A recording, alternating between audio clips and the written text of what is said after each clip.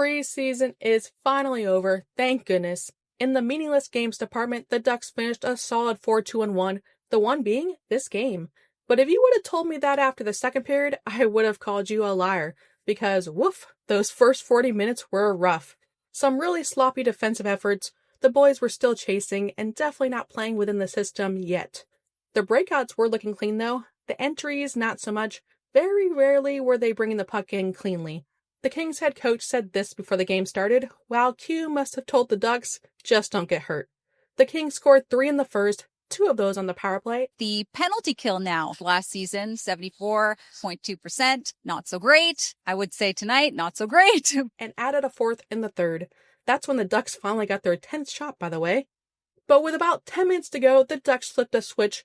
Granlund got them on the board after a quick review. And then, folks, it was the Leo show. He protected the puck, cut to the middle, and ripped it.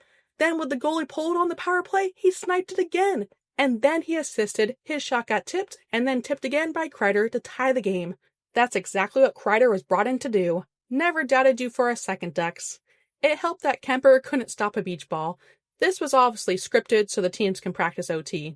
The Ducks got a power play in OT, but didn't register a shot, while the Kings scored on their only shot. Ducks lose 5-4. But at least they earned that non-existent point. There was definitely a lot more not to like in this game, but hey, the ending was exciting. And all I know is that Leo is going to be an absolute monster this season. Oh, and LaCombe? Yeah, that contract is going to be a steal. His zone entries are effortless. His ability to jump up in the play and still get back is chef's kiss. And his breakouts, I'm drooling. The rest of the defense, though, I'm a bit concerned. We still haven't found the right pairings for everyone. Comer can carry anyone, but Minty and Helly feel like a disaster waiting to happen, and it definitely was this game. Zelly and Trouba were okay, but Trouba's always an adventure. I don't even know if the ideal pairings exist with the current D on the roster, but that's just me dooming. This was also McTee's first preseason game, and he was fine. He looked slower than I remember, but he's still working back up to game speed with missing camp. Oh, and he took a penalty 3 minutes into the game, so yeah, he's so back. Another thing I found interesting was Hazy mentioning the Ducks keeping 3 goalies. Anaheim still carrying 3 goaltenders.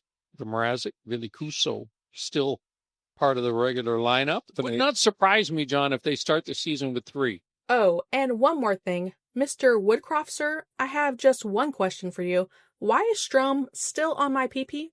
This was a look at the full power play and PK units, and they still have a long way to go. But again, it's preseason.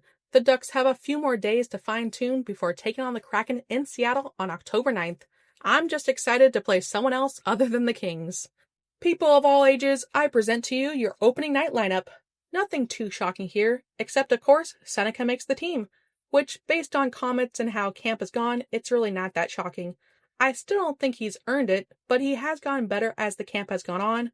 Based on Q's post-game presser, it seems like what I said in last video is going to come true.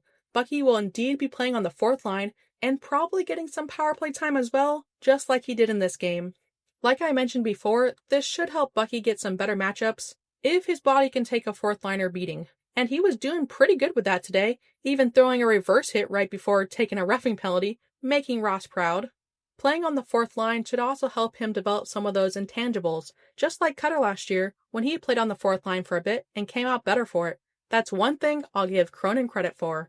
But it seems like the plan with Bucket is a bit more than that.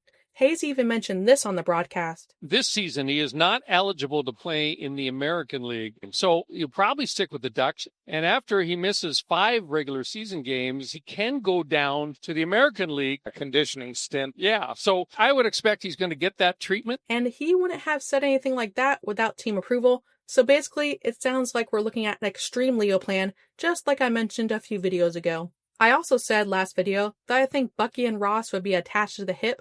So if Bucky isn't playing, that means Colangelo and Nestorenko will draw into the lineup.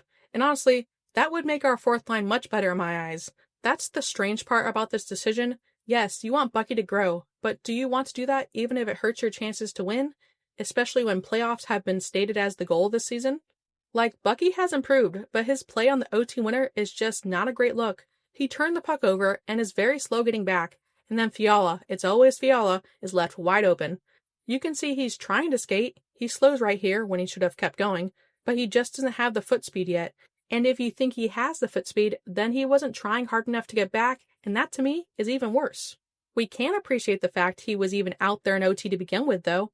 That's another change from last year when we were begging for Cutter to be out there.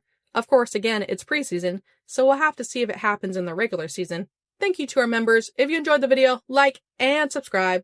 Thank you for watching, and go Ducks! Yeah, super excited. A lot of young guys, a lot of veterans, so it's a good mix. Thank you for this, Leo. We look forward to your season. Thank you.